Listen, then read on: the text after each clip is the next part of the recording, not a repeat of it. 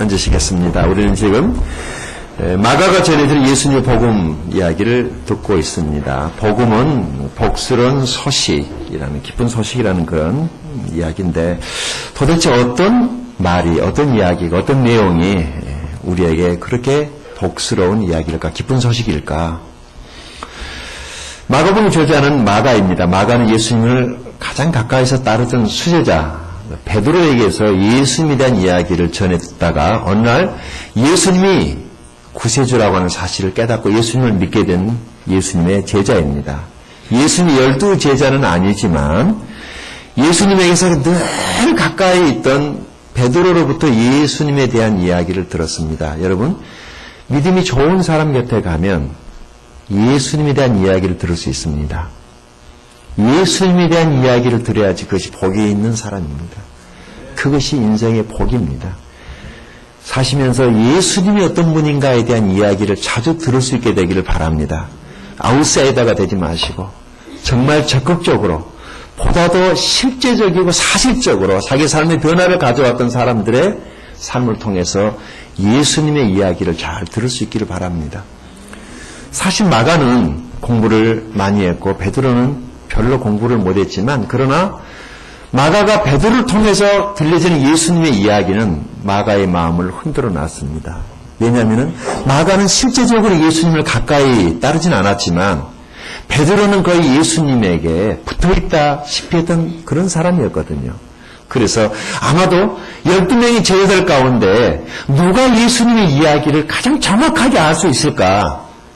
그건 베드로였습니다.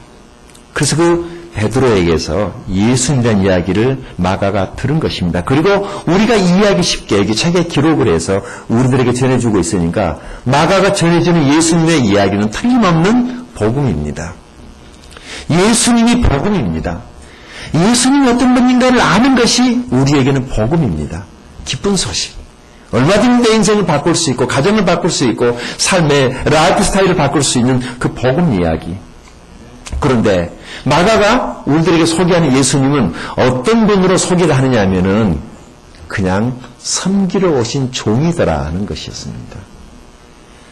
그 예수님이 종이라면 우리는 그분을 따르는 제자이면서 그 종의 종이라면 진짜 우리야말로 얼마나 겸손하게 인생을 살아야 되겠습니까?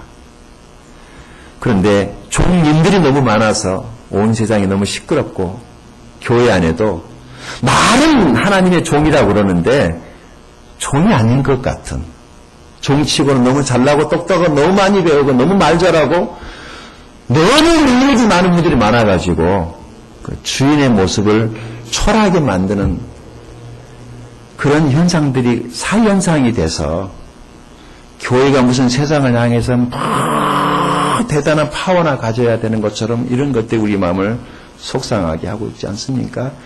겸손히 우리가 섬길 때 하나님께서는 우리를 축복하실 줄로 믿습니다. 주님이 섬기러 오셨으니까 우리도 섬기는 자리에 있어야 될 줄로 믿습니다. 가정에서는 가족들을 섬기고 교회에서는 성도들을 섬기고 세상에 가서는 세상을 섬기는 저와 여러분이 될 수 있기를 바랍니다.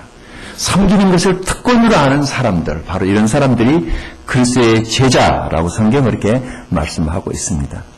여러분이 마가복음의 각 장에는 말이죠, 놀라운 메시지가 들어있습니다. 우리가 1장, 2장, 3장, 4장, 이제 5장, 6장에 넘어왔는데 우리가 지난 5장까지 오면서 그 각 장마다 놀라운 하나님의 메시지가 숨겨져 있다는 것을 우리가 알았습니다. 이것을 발견하고 캐내는 일은 우리의 몫입니다. 마치 땅속에 감춰져 있던 황금을 캐듯이 그 메시지를 발견해서 오늘의 내 삶 속에 적용하면 내 삶의 변화가 있고 우리는 그것을 하나님의 축복이다라고 이렇게 말하는 것입니다. 오늘 그런 일들이 우리 가운데 있기를 바랍니다. 목장기를 하면서 가장 많이 느끼고 있는 것은 3개월 하고 있는데요. 지금 3개월째인데 첫째, 우리 목자님들이 섬기면서 행복해하는 모습을 봅니다. 참 신비한 일이에요. 처음에 그게 저를 제일 힘들게 했거든. 이게 과연 될까? 그런데 해보니까 누구나 다 두려움으로 출발했더라고요. 저도 그랬죠. 이게 과연 될까? 매주 이게 가능할까? 그랬더니 보니까요, 이상하게 섬기면서 기뻐하시는 모습들을 보게 됩니다. 섬김이 축복입니다. 두 번째, 목장 교회라면서 얻은 유익, 축복이 뭐냐면 목장 안에서 나누었던 그 기도의 제목들이 목원들의 기도의 제목이든 VIP의 기도 제목이든지 간에 하나님께서 그 기도 제목을 아주 섬세하게 응답하고 있다라고 하는 사실, 얼마나 놀라운 축복인지 모릅니다. 우리 목자님들이 매일 목원들의 기도를, 그리고 VIP들의 그 기도 수첩을 가지고 매일 기도하고 있습니다. 기도를 하니까 기도 응답이 있어요. 아주 구체적으로. 사실 뭐 이 얘기를 다 할 수는 없지만 밤 예배 오시거나 수요일 예배 오시게 되면은 실제적인 삶의 감정들을 보다도 들으실 수 있고, 더 현장에서 경험하기 원하신다면 목장회를 꼭 가보시길 바랍니다. 사실이구나, 뻥이 아니구나, 진짜구나. 하나님께서 이 일을 기뻐하신다라고 저는 그렇게 생각을 합니다. 목장을 섬기시는 모든 목자님들, 목원들에게 하나님의 축복하심이 계속 있게 되기를 바랍니다. 그리고 내년에는 또 목장들이 더 많이 세워져서 삶의 기쁨을, 하나님의 은총과 축복을 삶의 현장에서 다들 누리게 되기를 바랍니다. 그래서 목사님이 설교할 때 가장 은혜를 못 받는 사람이 누구일까? 누구라 생각하세요? 목사님의 설교를 다 듣는데 그 설교의 은혜를 가장 받지 못하는 사람이 있다면 누구일 것 같아요? 1번, 목사의 아내. 사모님이 가장 은혜를 못 받는데. 2번, 목사의 자녀들. 3번이 누구일까요? 목사의 가족들이라는 거예요. 왜 그러죠? 우리 다 은혜 받고 눈물도 흘리고 변화 받고 믿음과 성령이 충만하고 다 기뻐하고 감동의 도가니 속에서 그렇게 돌아가는데 왜 이들이 은혜를 못 받는 것일까요? 이런 말을 한번 해보세요.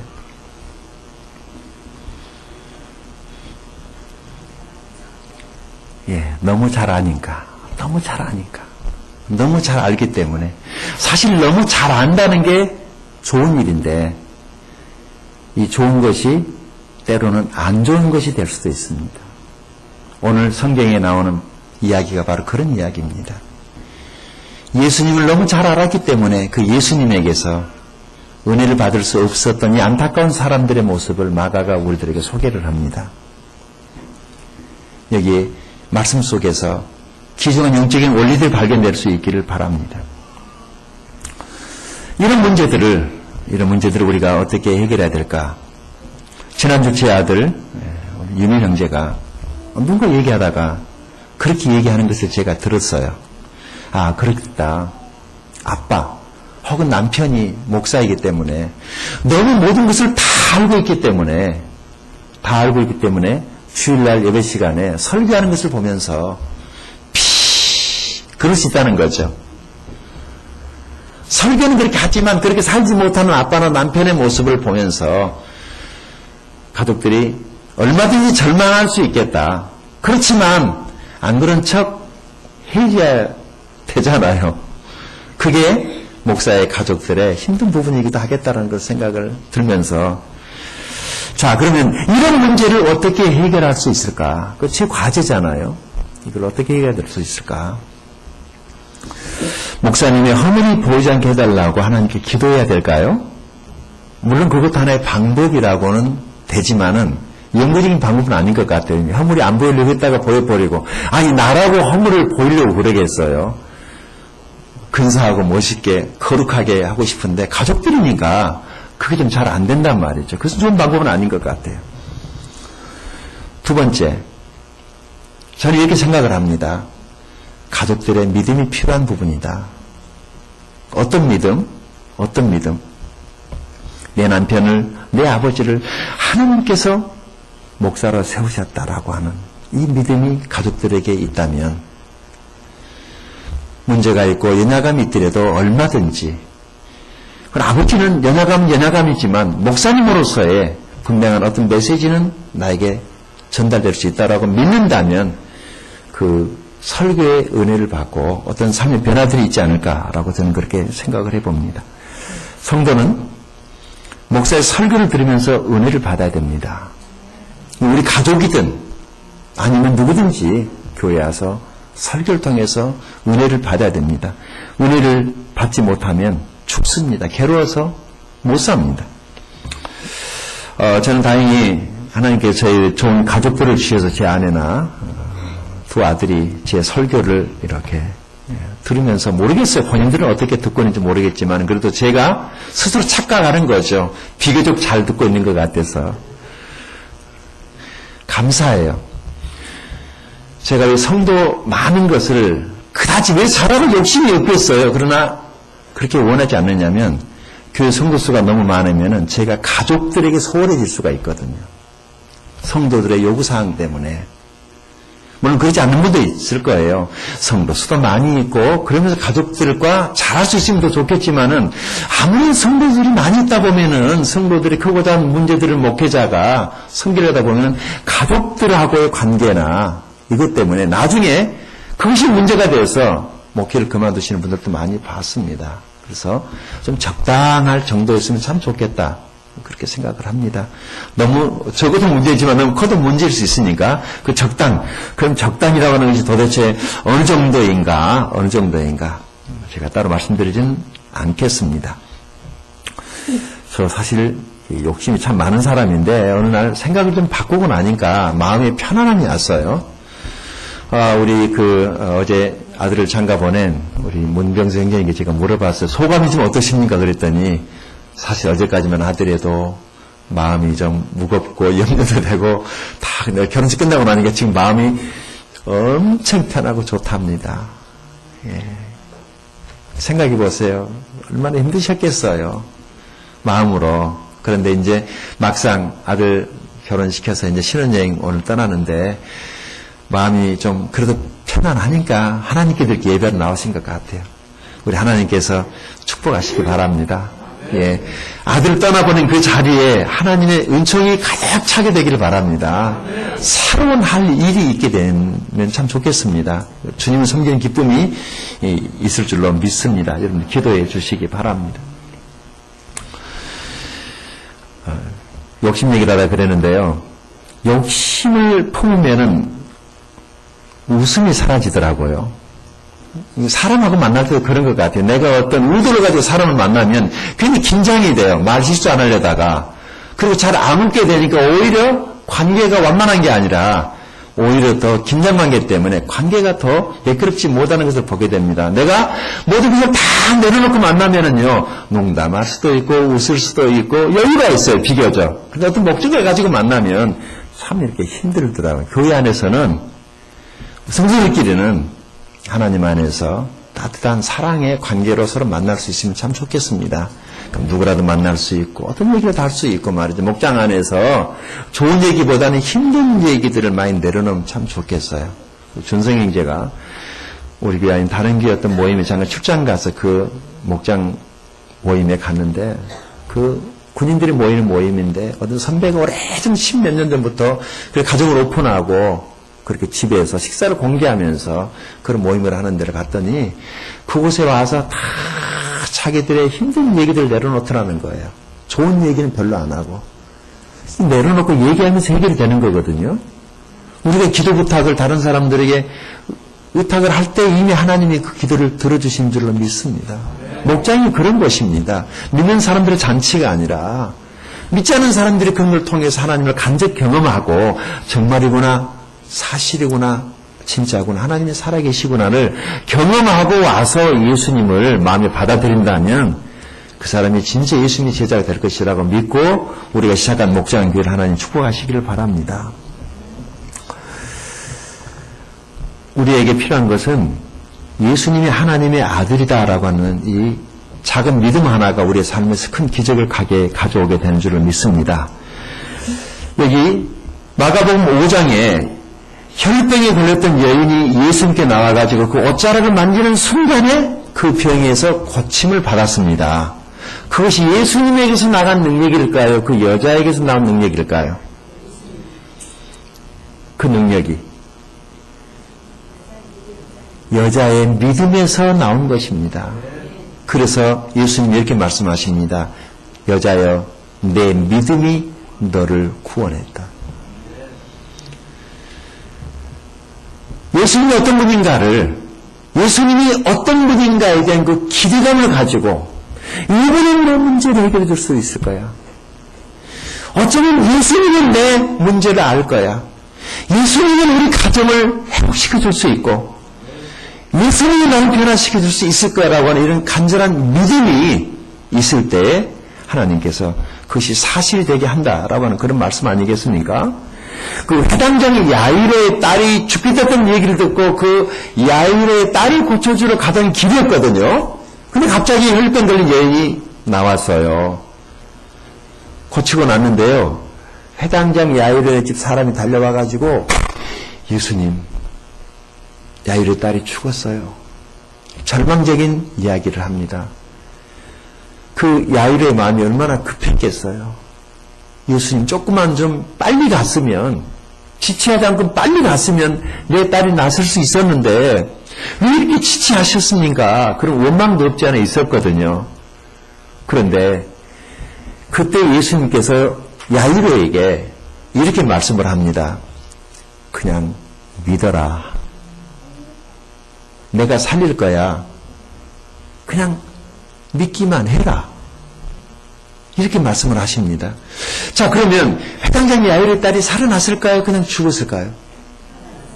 성경 보셨군요. 야이로의 딸이 살아났어요. 예수님이 가셔서 안수를 골몇 번을 하더라도 야이로에게 믿음이 없으면 그 딸은 못 일어납니다. 그런데 예수님 아직 그 집에 가기 전이었거든요. 만약에 예수님이 가서 손을 얹어 살렸다면 지금도 예수님이 계셔야만이 무슨 일이 일어난다는 거거든요. 근데 지금 예수님이 안 계시잖아요. 예수님이 지금 안 계셔도 얼마든지 그런 기적 같은 일들이 일어날 수 있다는 것을 주님이 알게 하시기 위해서 가기 전에 야이로에게 이렇게 말을 합니다. 네가 여기서 믿기만 해라. 살리는 것은 내가 할 일이니까. 그럼 야이로가 믿었을까요? 믿었던 것 같아요. 믿습니다. 내 딸을 살리실 것을 저는 믿습니다. 왜냐하면 예수님은 하나님이십니다라는 고백이거든요. 무리를 걸어가시고 자연 만물을 다스릴 수 있는 사람의 모습으로 와 계시지만은 그분은 하나님이셨습니다. 그래서 야이로의 그 고백을 듣고 가시는 거예요. 야이로의 고백을 듣고 가서 예수님이 손을 얹어 안수해서 그 딸을 날리라군 소녀야 일어나라. 죽었던 아이가 벌떡 일어났습니다. 자, 이 놀라운 큰일을 행하신 다음에 예수님이 어디로 가셨어요? 여기 6장 1절로 이제 가서 보십시다. 같이 읽겠습니다. 시작. 예수께서 거기를 떠나사 고향으로 가시니 제자들도 따르니라. 어디로 가셨다고요? 고향 마을에 가서, 그러니까 두루두루 다니시면서 은혜를 베푸시다가 갑자기 고향 동네가 생각이 나셨던 것 같아요. 그래서 나의 살던 고향은 꽃피는 산골, 고향이 생각났던 것 같아요. 그래서 고향 동네에 그 따뜻한 동네 사람들 생각이 나서, 그래, 내가 우리 고향 사람들에게도 은혜를 끼쳐야지라 고향을 찾아갔어요. 그런데 누가 따라갔습니까? 제자들이 쫄랑쫄랑 따라갑니다. 이거 놓치시면 안 돼요. 예수님 곁에는 언제나 예수님의 제자들이 있었습니다. 제자들이. 자, 안식일이 돼가지고 예수님께 회당에서 가르쳤는데 많은 사람들이 듣고 놀랐습니다. 어제 우리 홍덕인 목사님 아들 결혼식에 그 사람들 몰려오는 것처럼 많은 사람들이 예수님의 설교를 듣고 놀랐다. 깜짝 놀랐다. 깜짝 놀랐다를 줄이면 무슨 말이 되죠? 요즘 젊은이들은 그렇게 쓰더라. 깜놀이라고 그러더라고. 깜짝 놀랐다는 거예요. 깜짝 놀랐어요. 어제 제 주회사 듣고 깜짝 놀랐죠. 누가 문자를 보냈더라고. 목사님 깜짝 놀랐어요. 그러더라고. 우리 다혜가 은혜를 받았어. 눈물이 막 나왔대요. 네가 너무 흥분해서 그랬을 거야. 너 혹시 오빠보다 먼저 결혼하려고 했는데 오빠가 먼저 가서 우는 거 아니냐고 했더니 결혼식 가서 여러 번 설교 많이 들었는데 그 본문을 그렇게 설교하시는 거 처음 들었다면서 깜짝 놀랐다고 그러더라고요. 저도 깜짝 놀랐습니다. 제가 그런 설교할 줄은 몰랐어요. 자, 예수님의 설교를 듣다가 깜짝 놀란 사람들이 있었습니다. 그래서 정말 설교의 은혜를 지금 잘 받고 있다가 갑자기 이상한 일이 생겼어요. 그게 무슨 일이냐면은 사람들이 예수님이 마리아의 아들이고 목수가 아니냐라고 하는 생각을 한 것입니다. 그 설교를 듣다가 은혜가 뚝 끊어진 거예요. 오늘 본문이 바로 그런 이야기입니다. 우리 예수님이 권능이 없어서가 아니라 바로 자기 동네 사람들이 믿지를 않았기 때문에 그 동네에서 아무런 권능을 행하실 수 없었던 이유 세 가지를 말씀하고 있는데 이 세 가지 말씀 속에 큰 은혜가 있기를 바랍니다. 어떤 교훈이 있는 것일까? 첫 번째, 그것은 선견 또는 편견을 버리라는 것입니다. 지금 예수님이 설교하고 있는데 사람들이 와서 예수님 설교를 듣고 있다가 갑자기 예수님에 대한 생각을 끄집어낸 거예요. 그러니까 목사님 이제 설교를 듣고 있다가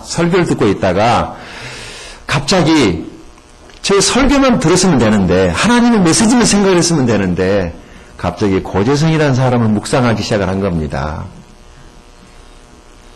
쟤가 어디서 태어났더라? 몇 살 먹었을까? 목사님의 집이 궁금해지는 건 어디서 살지? 욕실이 어떻게 생겼을까? 그냥 다 열어놨으니까 저는 그냥 다 와서 그냥 보십시오. 일일이 말하기 힘드니까. 그냥 다 열어놓고 삽니다. 그런 거예요. 그런 이야기죠. 목사의 설교를 통해서 하나님의 메시지를 발견한 사람은 반드시 삶의 변화가 있습니다. 이 메시지가 중요해요. 메시지. 예레미야서 한번 갔다 올까요, 여러분? 자, 예레미야 23장 29절 말씀을 같이 보십시다. 예레미야 23장 29절입니다. 찾으셨나요? 같이 읽어보십시다. 놀라운 말씀이 있어요. 같이 읽습니다. 시작. 여호와의 말씀이니라 내 말이 불 같지 아니하냐 바위를 쳐서 부스러뜨리는 방망이 같지 아니하냐. 아멘. 하나님의 말씀이 무엇에 비유되고 있어요? 불이 비유되고 있고 또 무엇에 비유되고 있어요? 어떤 방망이? 방망이는 방망이인데 바위를 치는 깨뜨릴 수 있는 그런 방망이의 비유가 되고 있는데 말씀을 들을 때 이 말씀이 내 생각을 깨부시는 내 육신 자아와 잘못된 생각과 사고 틀을 깨부시는 그런 말씀의 방망이처럼 메시지를 받는 사람이 복 있는 사람입니다. 그런데 강단에서는 하나님의 말씀이 우리의 삶을 변화시킬 수 있는 그런 능력이 있는 놀라운 하나님의 방망입니다 라고 말을 하는데 듣는 사람이 송방망이로 들으면 어떻게 되겠습니까? 그럼 내게는 아무 일도 일어나지 않는 거예요.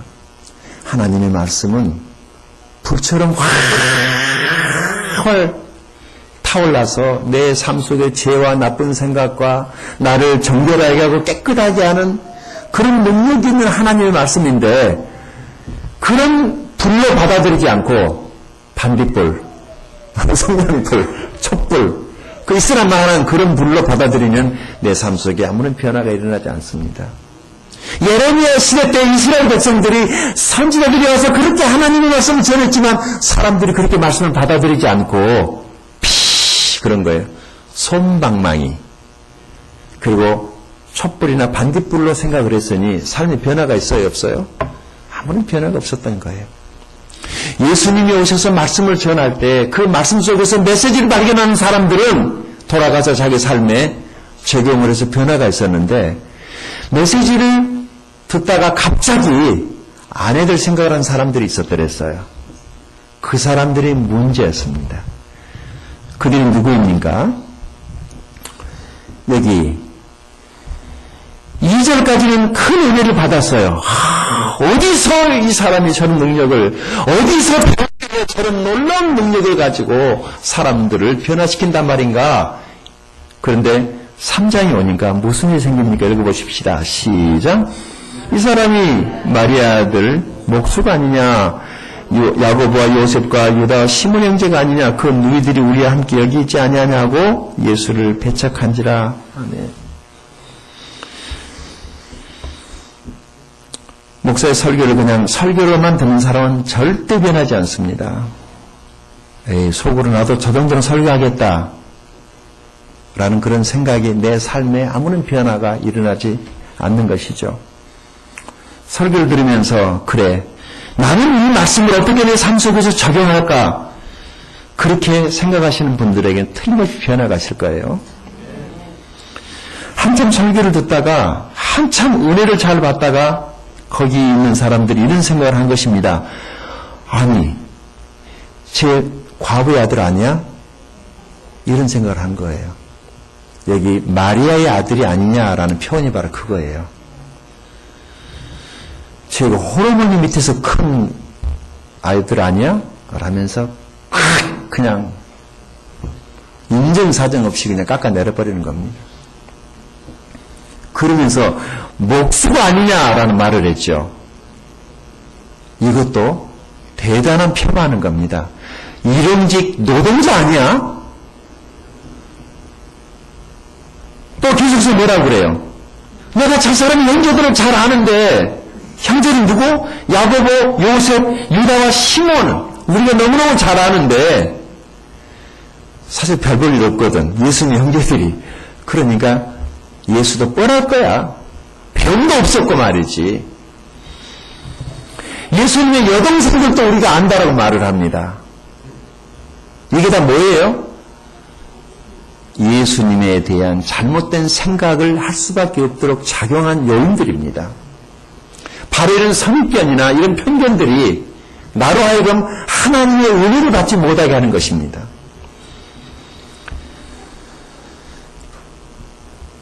가장 은혜를 많이 받을 수 있을 것으로 기대했던 예수님 동네 사람들이 가장 은혜를 받지 못한 사람들이 됐습니다. 불행이죠. 한참 은혜를 받다가 갑자기 은혜를 못 받고 맹탕이 돼버린 것입니다. 요즘은 그런 사람 별로 없는데 옛날에 우리 어렸을 때는 동네에 바보들이 다니는 거지들이 좀 있었어요. 그 거지가 온 동네를 돌아다니는 바보로 다녔는데 깡통에 식은밥 한 병을 넣지 못했어요. 그럼 거지가 뭐라고 그런 줄 아세요? 맹탕이네. 뭐 식은밥 한 병을 얻어가지고 와야지 먹을 게 있는데 그렇게 많은 집을 다녔는데 아무것도 얻어가지고 오지 못했으니까 오늘은 맹탕이네. 어제도 맹탕이었는데 오늘도 맹탕이네. 여러분, 성도는 은혜 받아야지 삽니다. 성도는 설교의 은혜를 받아야지 삽니다. 말씀의 은혜를 받아야지 삽니다. 성도는 목사가 전하는 설교에서 은혜를 받아야 됩니다. 이 은혜 받지 못하게 하는 것이 뭐냐면 선입견이에요. 편견이에요. 오늘 우리 중에는 은혜를 잘 받다가 갑자기 맹탕이 되는 분이 한 분도 없기를 바랍니다. 신앙인 부부가 싸울 때 한 방에 뚜껑 열리게 하는 말이 있대요. 상대방을. 장로님의 뚜껑을 한마디에 그냥 뚜껑 열리게 하시는 그런 말이 있대요. 뭔 줄 아세요? 당신이 그러고도 장로야? 바로 열립니다. 집사님의 뚜껑 열리게 하는 말은요? 권사님의 뚜껑을 열리게 하는 말은 당신이 그러고도 집사님이야? 권사님이야? 하는 말이 저는 여러분이 상대방의 허물이 보이지 않게 되기를 바랍니다. 은혜입니다. 상대방의 허점이 내게 보이지 않는 것이 내가 누리는 은혜입니다. 생각해 보세요. 사람마다 어떤 사람은 투시 은사를 받으셨다더만요. 괴로워서 어떻게 살까요? 하나님 저에게 그 은사를 안 주신 것이 너무 감사해요. 누가 그렇디다 나는 다 보인다고. 다 보면 어떻게 살까? 비정상적으로 살지 않겠어요? 설교를 잘 듣고 은혜 받다가 내가 저 사람 잘 아는데 예수님 동네 사람들이 그랬어요. 저 사람 별거 아닌데 즉 공부도 별로 못했잖아. 시간도 무겁잖아. 이런 생각들이 떨어지게 만든 거예요. 내가 쟤보다 더 나은데 왜 내가 제 설교를 드려야 되지? 이런 생각들이 은혜 받지 못하게 한 것입니다. 생각은 자유입니다만은 문제는 그러면 내 삶이 망가진다는 것입니다. 말씀에서 메시지를 발견할 수 있기 바랍니다. 누가 설교를 하든지 말씀에서 메시지를 찾아내십시오. 메시지가 있단 말이죠. 메시지. 누가 전하느냐 물론 중요하지만은 반면 내가 누가 전하든지 간에 그 속에서 메시지를 찾아내면은 내게 유익이 될 거예요. 다시 본문을 보십시오. 선입견이라는 것이 이렇게 무섭다는 생각을 합니다. 제가 선입견에 대해서 국어사전을 찾아보니까요. 이게 명사인데 어떤 대상에 대하여 이미 마음속에 가지고 있는 고정관념이나 관점이라고 이렇게 정의하고 있더라고요. 저는 이 설교를 듣고 있는 분들 가운데 저에 대한 선입견에 대해서 하나님의 은혜를 받지 못하는 분들이 한 분도 없기를 바랍니다. 잘못된 선입견에 대해서 하나님의 은혜에서 떨어진 사람이 있다면 오늘 회복하는 시간이 되기를 바랍니다. 비단 저뿐만이 아니라 남편, 자녀들에 대한 잘못된 편견이나 그 선입견 때문에 내가 그 사람을 오해하고 있다면 그것은 고스란히 내 손이라고 하는 사실을 깨달을 수 있기를 바랍니다. 두 번째 교훈은 이것입니다. 실족하지 않아야 된다는 것이죠. 실족. 자, 이게 3절 하반부에 맨 끝쪽에 보면은요, 성경책을 자세히 보십시오. 그러면은 거기 예수를 배척한지라 라는 그 구절에 숫자가 하나 써져 있죠? 글자 위에. 뭐가 써져 있어요? 거기 1이라고 되어 있고 성경책 아래쪽에 뭐라고 써져 있죠? 뭐라고 해설이 되어 있어요? 참 성경이 잘 나온 거예요. 해설까지 해줬죠? 실적이 무슨 말이에요? 발을 헛디뎌서 누구 잘못이에요? 그건 내 잘못입니다. 내가 발을 잘못 디뎌서 넘어지는 것은 내 잘못이에요. 그래서 발을 잘 디뎌야 됩니다. 잘 가다가 발을 잘못 디뎌가지고 넘어지는 경우도 있지 않습니까? 제가 여기를 좀 이렇게 말씀을 묵상하다가 이런 생각을 했습니다. 이 배척하다라고 하는 이 말에 대해서 다시 한번 보니까 헬라어에 스칸달리조라고 하는 단어를 썼는데 이게 무슨 말이냐면은 예수님으로 인해서 그들이 넘어지게 되었다. 그런 뜻이더라고요. 누구 때문에 넘어졌어 이들이? 그럼 왜 예수님 때문에 넘어졌을까? 안 넘어졌어야 되는데 예수님 때문에 넘어졌다는 거예요. 지금 이런 게 있습니다. 예수님은 요셉의 아들이라 하지 않고 마리아의 아들이라고 말한 것은 그러면은 예수님의 아버지가 일찍 돌아가셨다는 뜻이죠. 그럼 예수님이 장남이고 밑으로 동생들이 줄줄이 있다면 누가 그 가족의 생계를 책임져야 되죠?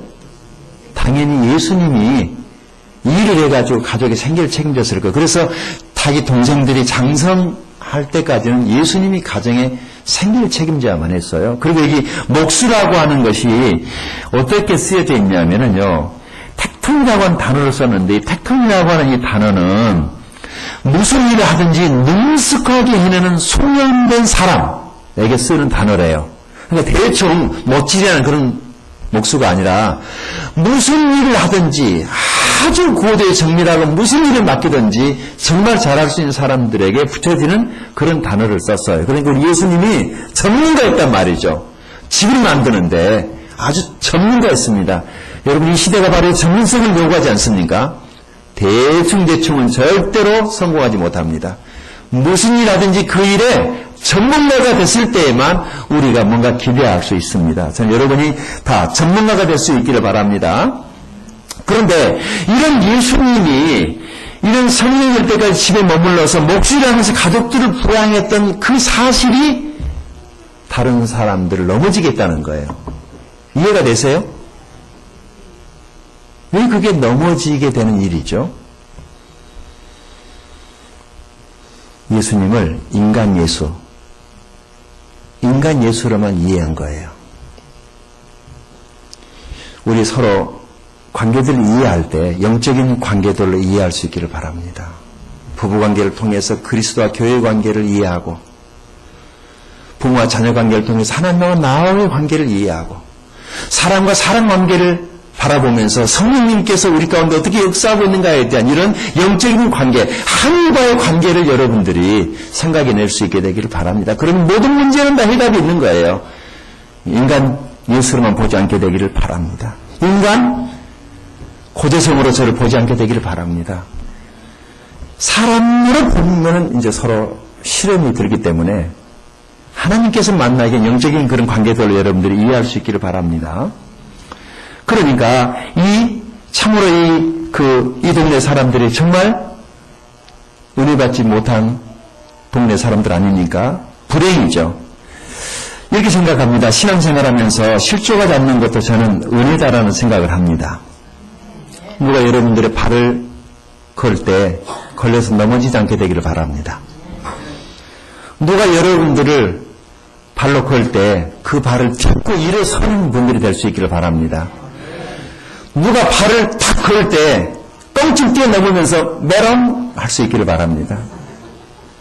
안다리 밭다리를 걸 때도 넘어지지 않게 되기를 바랍니다. 넘어졌다가도 또 그때 일어나야 됩니다. 넘어지면 내 손해예요. 넘어지면 나 손해예요. 그냥 보지 말아버리세요. 듣지 말아버리세요. 다 듣고 보면은요, 다 시간 지나고 보면은 나 시험 들게, 나 믿음 떨어지게 하려는 악한 것들의 역사들이에요. 늘 부정적인 것, 밝은 데 가서 좋은 얘기 할 수 있고, 좋은 정보 들을 수 있기를 바랍니다. 그동안은 실족 전문가였다 할지라도, 오늘 이후에는 절대 실족하지 않게 되기를 바랍니다. 세 번째 교훈입니다. 마지막. 불신앙을 버리라는 것입니다. 우리 4절부터 6절까지 한번 읽어보죠. 하나님 말씀이니까. 자, 시작. 예수께서 그들에게 이르시되 선지자가 자기 고향과 자기 친척과 자기 집 위에서는 존경을 받지 못함이 없느니라 하시며, 거기서는 아무 권능도 행하실 수 없어 다만 소수의 병자에게 안수하여 고치실 뿐이었고 그들이 믿지 않음을 이상히 여기셨더라. 아멘. 이 불신앙, 어떤 것이 불신앙이냐면 예수님에 대한 불신앙이 그들로 하여금 주님이 얼마든지 능력을 행하실 수 있었는데 그 불신앙 때문에 주님께서 그들에게 아무 일도 할 수가 없었다라는 것이죠. 안 믿으면 손해봅니다. 저는 여러분이 예수님에 대한 잘못된 선입견을 버릴 수 있기를 바랍니다. 저는 여러분이 교회에 대한 잘못된 선입견을 버릴 수 있기를 바랍니다. 저는 예수 믿는 사람들이 다 그렇다라고 하는 그 잘못된 선입견을 버릴 수 있기를 바랍니다. 안 그런 사람도 있거든요. 잘하는 사람, 좋은 사람도 있습니다. 다 그런 것이 아닙니다. 이런 말 아세요? 한강에서 뺨 맞고 종로에서 분풀이 한다는 말이 있어요. 거꾸로 말했나요? 종로에서 뺨 맞고 한강에 가서 분풀이 한다.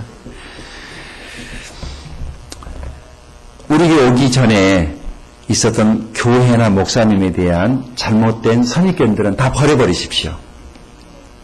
여기 와서 분풀하지 마십시오. 여기 와서 화풀이하지 마십시오. 거기서 있었던 일이니까 거기서 끝나고 와야지. 내가 그게 목사 아니잖아요. 엉뚱하면서 얻어 터지고 여기 와가지고 아마 저 목사도 그럴 거야. 그렇게 생각하지 마시오. 제가 억울해요 그러면요. 근데 그것은 그때 일로 끝내고 그게 맞잖아요. 우리가 서로가 서로에게 억울함이 없게 되기를 바랍니다. 옛날을 다 잊어버려야 돼. 잊어버려야 돼. 2013년도도 이제 다 모든 것들 마감해야 될 때가 됐죠. 잊어버려야 될 때가 되지 않았습니까? 망년회라는 것이 무슨 말이죠? 그게 잊을 망자죠. 에이 잊어버리자. 에이 한잔하면서 잊어버리자. 예수 믿는 사람들은 에이 기도하면서 잊어버리자. 에이 참견 부리면서 잊어버리자. 잊어버리는 것이 은혜입니다. 근데 한 해 동안 서로가 서로에게 실수한 일에 대해서 서로 잊어버리는 축복이 있게 되기를 바랍니다.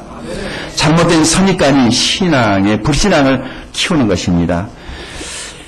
예화 하나만 말씀드리고 마치겠습니다. 어떤 아들이 있었습니다.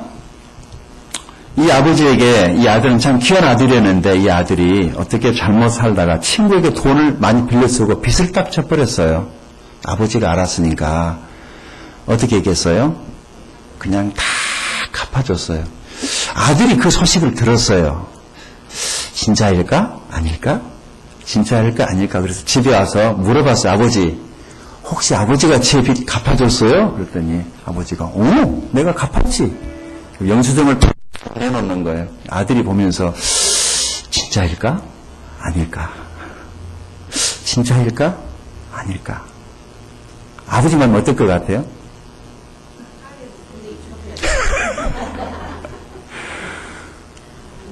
내가 다 갚았다고 그러는데 아들이 할 일이 뭐예요? 그럼 되죠.